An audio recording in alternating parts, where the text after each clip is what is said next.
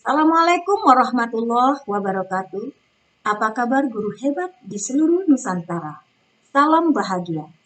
Perkenalkan, nama saya Rafniati, calon guru penggerak Angkatan 6 SMA Negeri 1 Pulau Punjung, Kabupaten Dharmasraya.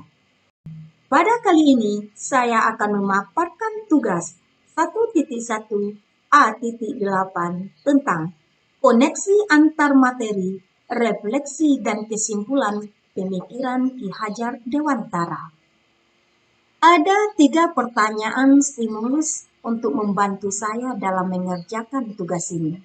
Pertama, apa yang saya percaya tentang murid dan pembelajaran di kelas sebelum saya mempelajari modul 1.1. Yang saya percaya pertama adalah pembelajaran yang berpusat pada guru atau teacher-centered learning. Dalam melaksanakan pembelajaran di kelas, saya masih kesulitan untuk mendesain pembelajaran yang berpusat kepada murid. Saya lebih banyak menggunakan metode ceramah. Yang kedua, lebih mementingkan kemampuan kognitif. Acuan suksesnya pembelajaran yang diberikan bagi saya adalah nilai. Jika murid mampu mencapai KKM, maka saya telah sukses memberikan pembelajaran tanpa memikirkan keterampilan sikap dalam belajar. Yang ketiga, pembentukan watak dan budi pekerti dilaksanakan dengan pemaksaan sesuai dengan aturan dan hukuman. Jika ada murid yang melanggar, maka saya selalu memberikan sanksi atau hukuman dengan tujuan murid tidaklah berani lagi mengulang kesalahan yang sama. Yang keempat, memperlakukan murid sesuai dengan kehendak guru. Pembelajaran yang diberikan sesuai dengan tuntunan kurikulum dan mampu menyelesaikan tugas tepat pada waktunya. Yang kelima, kurang memahami karakteristik masing-masing murid dengan alasan satu kelas memiliki jumlah murid yang banyak. Saya lebih melaksanakan pembelajaran secara global saja, tanpa memperhatikan satu persatu murid. Pertanyaan kedua adalah perubahan yang saya lakukan setelah mempelajari modul 1.1, yaitu pertama, pembelajaran yang berpusat pada murid. Karena setiap anak adalah unik dan istimewa. Guru hanya sebagai fasilitator dalam pembelajaran. Pembelajaran yang berpusat pada siswa karena setiap anak adalah unik dan istimewa. Nah, dalam melaksanakan pembelajaran ini, saya lebih memberikan kesempatan kepada murid untuk lebih dominan berperan aktif dalam pembelajaran. Yang kedua, dalam mengukur kemampuan murid secara seimbang. Saya harus bisa memberikan penilaian yang seimbang, yaitu penilaian kognitif, psikomotor, dan afektif, serta melakukan refleksi di akhir pembelajaran. Yang ketiga, menebalkan laku anak dengan kekuatan konteks sosio-kultural.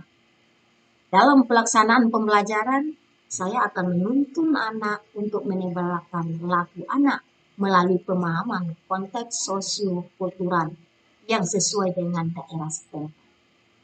Yang keempat, pendidik itu menuntun dan harus bisa mengembangkan minat dan bakat anak sesuai dengan kodratnya.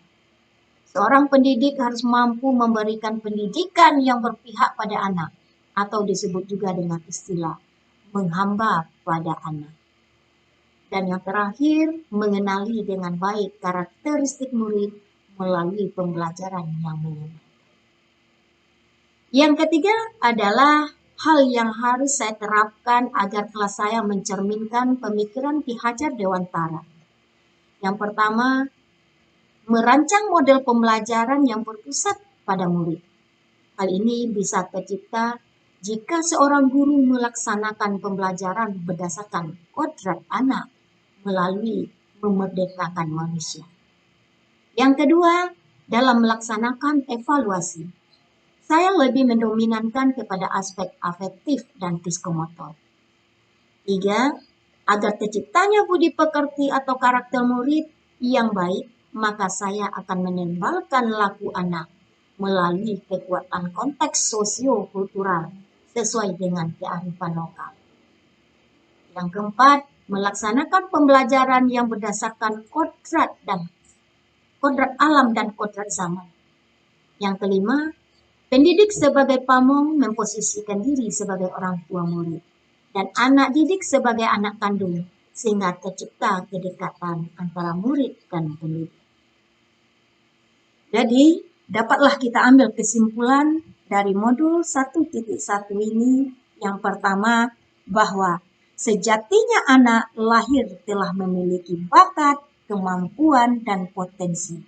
Bukan kertas kosong yang bisa kita tulis. Yang kedua, mereka akan bersinar dengan sistem belajar yang merdeka. Manusia merdeka adalah manusia yang hidupnya lahir atau batin tidak tergantung kepada orang lain, akan tetapi bersandar atas kekuatan sendiri. Yang ketiga, pendidikan menciptakan ruang bagi murid untuk bertumbuh secara utuh agar mampu memuliakan dirinya dan orang lain. Yang keempat, kekuatan diri atau kodrat yang dimiliki menuntun murid menjadi cakap mengatur hidupnya dengan tanpa terperintah oleh orang lain. Salam guru penggerak, salam bahagia. Assalamualaikum warahmatullahi wabarakatuh.